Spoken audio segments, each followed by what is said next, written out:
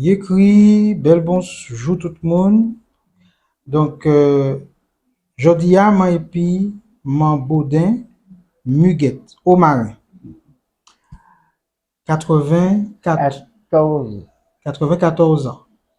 Donc, mère de 7 enfants, et petite fille d'une matrone. une matrone. D'accord? En madame qui te ka mette moun à sous la terre. Voilà. Donc, aujourd'hui, on va discuter justement de toutes les pratiques qui se faisaient pour justement pouvoir transmettre et puis permettre aux nouvelles générations de savoir ce qui est possible de faire avec nos plantes, avec notre environnement par rapport à tout ce qui touche qui a trait à la naissance. Alors, comment ça se passait quand un bébé, quand une dame déjà était enceinte? La personne, elle était là, il y en a qui se portaient bien, il y en a qui étaient malades de la grossesse. Et puis, quand elles sont prêtes pour l'accouchement, elles avertissent le matrone. Il venait à la maison et puis qui accouchait ces personnes. Et puis, la matrone s'occupait du bébé et de la maman. C'est-à-dire, C'est-à-dire, en quoi faisant? quand le bébé est né, la matrone la lavait, on a aperçu qu'elle avait une coiffe. Alors, c'est quoi la coiffe? Justement, ça va intéresser beaucoup de gens parce qu'on Oui. va parler de nez coiffé. Ouais. C'est quoi la coiffe? Eh bien, c'est une comment dire, C'est blanc. oui, c'est tout blanc. La tête, toute la tête elle était blanche. À ce moment, la matrone enlève la coiffe. Et puis, elle dit qu'il faut la faire sécher. Et quand l'enfant commençait à manger, on coupait la coiffe en petits morceaux qu'on lui donnait dans sa nourriture. D'accord, en faisant cuire ou... Non. D'accord, comme ça. Quoi, comme ça, cool. D'accord, et comme ça avait des vertus de protection. De protection. D'accord. C'est ce que les matrones disaient. D'accord. Et au moment de l'accouchement, est-ce qu'il y avait un bain qu'on faisait faire à la maman? Bon, aussi un bain avec du beau savon avant. D'accord. Oui. Ça facilitait? Oui, l'accouchement. D'accord. Vous avez accouché comme ça aussi? Oui. D'accord. Avant de partir à l'hôpital, je faisais mon bain de gros savon. D'accord. Je partais tranquillement. D'accord. Alors, justement, une fois que le bébé était né, est-ce qu'il y avait un rituel, je sais pas, par rapport à la lune, est-ce qu'on faisait quelque chose avec le bébé, est-ce qu'on faisait quelque chose de particulier? Non, un bain seulement, on faisait. Un bain? Oui, un bain. Avec quoi? Pour nettoyer cet enfant. Alors, avec quoi? Avec, c'était du savon. Du savon? Du savon. D'accord, il n'y a pas de bain de plantes, de choses? Non, il n'y a pas de bain de plantes. C'est après, quand l'enfant est né, après, on commence à lui faire le bain de plantes. Avec quelle plante?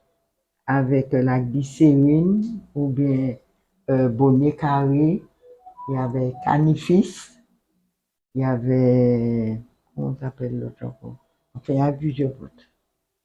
D'accord. Comme ça, on faisait bouillir et puis là, on avait les enfants. D'accord. Et ces bains-là, c'était pour faire quoi? Eh bien, c'était ça, c'était pour la peau. Là, les enfants n'ont pas de boutons, il n'y avait rien, puis une peau très, très lisse. D'accord. Et on m'a dit aussi qu'il y avait des choses pour les vers. Pour les verres? Pour cette femme, elle a pas de hiver. Ouais, on donnait l'herbe à verre, le coupier. Un petit coupier qu'on fait bouillir, comme ça. On pouvait donner du lait de coco à jeun. Un morceau de coco sec. Et l'enfant rendait l'hiver. D'accord. Et sinon, vous, quand vous avez eu cet enfant, Oui. comment est-ce qu'il y avait des choses particulières? Quels conseils vous avez à donner pour les mamans? Eh bien, il faut toujours s'occuper de soi. C'est-à-dire? Il faut prendre une purge aussi. Alors, pendant la grossesse? Oui, pendant la grossesse, on peut prendre une purge. D'accord. Aussi, Avec quoi? Avec avec un quoi? peu d'huile de ricin. D'accord. Aussi. D'accord. Mhm. Donc, avant, mais aussi après. Oui, après. Après, il faut normalement prendre après pour bien nettoyer, tester tout le corps. Tout à l'heure, vous nous avez dit que dès même que vous sortiez même. Ah, je prenais ma pige à l'hôpital même. D'accord. D'accord. Alors, qu'est-ce qu'on faisait du placenta? Mais le placenta, quand on n'avait pas de dents, c'est à la mer qu'on fait tout ça. Puisque que pour les gens qui habitaient le bourg, qui n'avaient pas, Oui, là, oui. mais les gens qui étaient à la campagne, on tirait. Ah, les gens sont de la campagne, sans doute, ils ont un bout de terrain. Ils en Et tiraient. ils ont terrain. Mais vous, au bout, Mais là, au du bout, non, marin, non, on non. mettait à la mer. La mer. D'accord. Donc, est-ce que on peut dire que les enfants que vous avez vus, votre grand-mère, tiens, comment ils se portaient après? Eh bien, ils étaient bien. Ils étaient bien. Et à quel moment la matrone commence à s'occuper de la maman? Simplement à l'accouchement ou bien il y avait un suivi? Non, il n'y a pas de suivi à l'accouchement. Mais vous m'avez raconté une histoire tout à l'heure où il y a un enfant qui était à l'envers Oui, l'enfant qui était de travers dans le dans ventre de le la ventre de maman. la maman. Qui est-ce qui l'a remis à l'endroit? Eh bien, c'est la matrone. Donc avant l'accouchement. Oui, avant l'accouchement. Donc elle faisait des massages Oui, elle a retourné l'enfant. dans le ventre Dans le même. ventre même. C'est ce qui était bien. Les matrones faisaient ça. Il n'y avait pas d'appareil, il n'y avait rien. Avec les mains. Avec les mains. Avec les mains. D'accord. Donc, il faut qu'on arrive à retrouver cette technique-là. Oui. D'accord. Qu'est-ce que vous avez comme conseil à donner aux jeunes mamans? Parce qu'il y a beaucoup de jeunes mamans qui se posent la question, qui veulent faire des accouchements à domicile. Oui. Qu'est-ce que vous avez comme conseil à leur donner? Il faut bien s'occuper de soi d'abord et puis s'occuper de l'enfant. Alors, qu'est-ce qu'elle doit faire pour s'occuper bien d'elle? Eh bien, il faut qu'elle mange bien, il faut qu'elle se soigne bien, il faut qu'elle s'occupe de sa santé. D'accord. Oui, c'est ça. Ah ben d'accord, merci beaucoup. Euh, Oui, en matrone, c'était une journée où il y avait une matrone. oui, comment on faisait pour devenir matrone? Cette connaissance-là.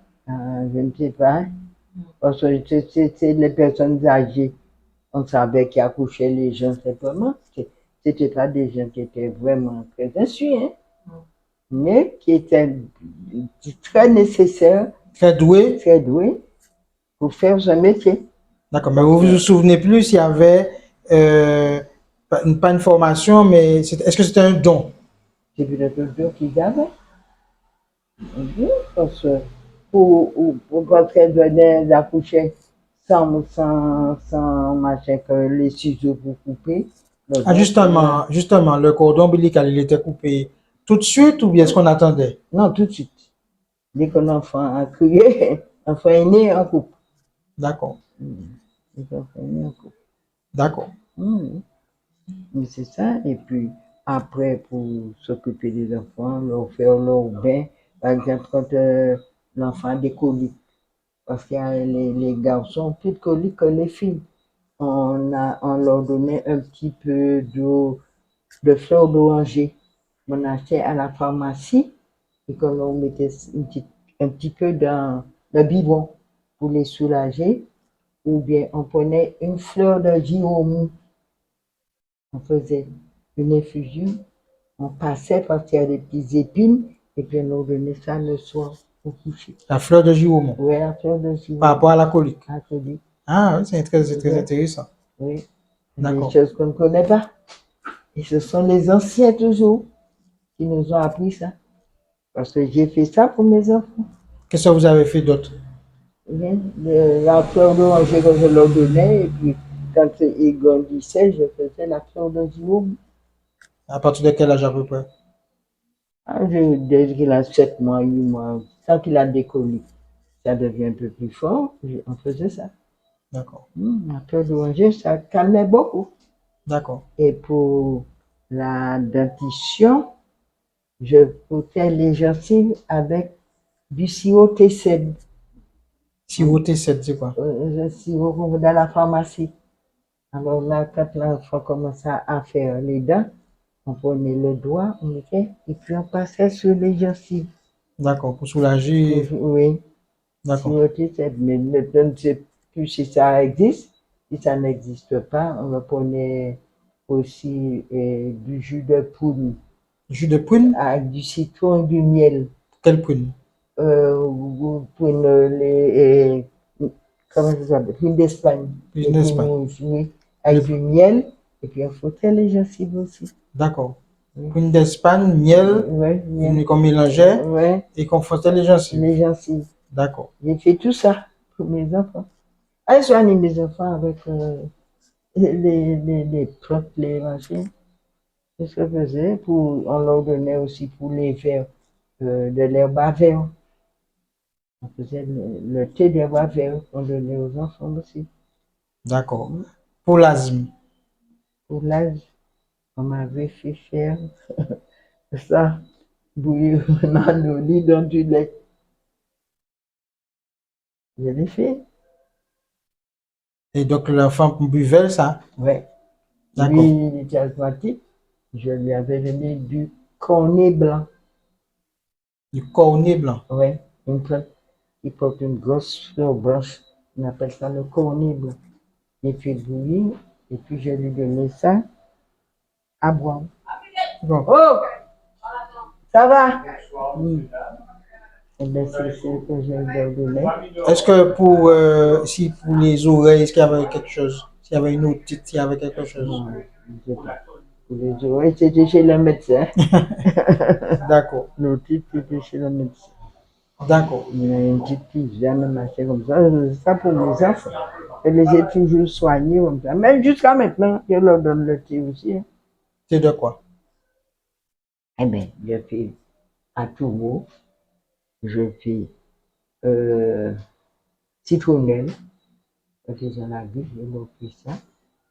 Je leur donne du miel avec du citron, du jus d'orange. Et puis la grippe s'en va. D'accord. J'ai toujours soigné mes enfants avec les corps. Parce que des fois, on donne des corps. Moi-même, je suis donne des fois, on me donne, le médecin me donne. J'ai toujours des fleurs à Togo, toujours des fleurs, des plantes chez moi, je fais monter, puis c'est bon. Par exemple, quand on est diabétique, il y a beaucoup de gens qui ne savent pas. On prend les feuilles de cailloux blanc. Et comment on prépare ça? Eh bien, on prend 3 feuilles, par exemple. On fait une tisane avec. Et puis, on boit ça pendant une semaine. Vous cessez, vous recommencez. Donc, Pour le diabète. pour le diabète. Ah ouais. Je mange un litre de miel là, quand même.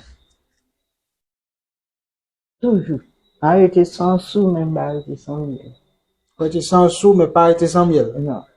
Ben, nous allons finir avec ça. Arrêter sans l'argent, mais pas arrêter sans miel. Sans miel. Ah oui, on y a la grippe là. On va aller un petit miel ou un petit citron. Ou de route. Si je vais prendre un bon pour citron et du miel, je vais prendre un citron et du miel. Bon. Eh bien, nous allons bout. Oui. Et puis, tu es bien fort. Puis, merci un peu pour le témoignage là. Regardez bien, regardez bien. D'accord.